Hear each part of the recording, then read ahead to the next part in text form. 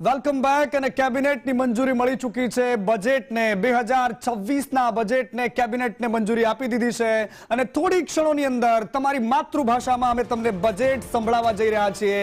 કેન્દ્રીય કેબિનેટે બેઠકમાં મંજૂરી આપી દીધી છે, જેમાં પ્રધાનમંત્રી મોદીની અધ્યક્ષતામાં બેઠક મળી, જેમાં નાણામંત્રી પણ હાજર રહ્યા હતા. કેબિનેટના તમામ મંત્રીઓ હાજર રહ્યા અને ત્યારબાદ જે લોકતાંત્રિક જે પ્રક્રિયા છે એના ભાગરૂપે બજેટને મંજૂરી મળી ચૂકી છે. થોડી ક્ષણોની અંદર માત્ર 12 મિનિટ બાદ હવે દેશનું બજેટ સંસદમાં હશે અને તમારા ઘરમાં તમારા ટીવી સુધી અમે પહોંચીશું તમારી માતૃભાષામાં, એટલે કે આપણી પોતાની ગુજરાતી ભાષામાં.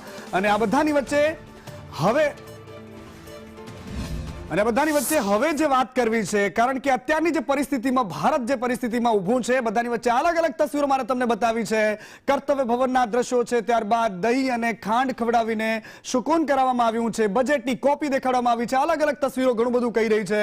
સંસદ ભવનમાં જ્યારે પહોંચ્યા હતા નાણામંત્રી, એ દરમિયાનની તસવીરો, રાષ્ટ્રપતિ સાથે મુલાકાત કરી એ દરમિયાનની તસવીરો અને જનતાની આશા જે પેઇન્ટિંગ કરીને બતાવી રહેવામાં આવી છે કે અમને શું જોઈએ છે. માર્કેટમાં ઉતાર ચઢાવ જોવા મળી રહ્યા છે, બજાર ઉપર નીચે થઈ રહ્યું છે ને લોકો મીટ માંડીને બેઠા છે, એમની નજર ટીવી સ્ક્રીન પર છે અને જોવા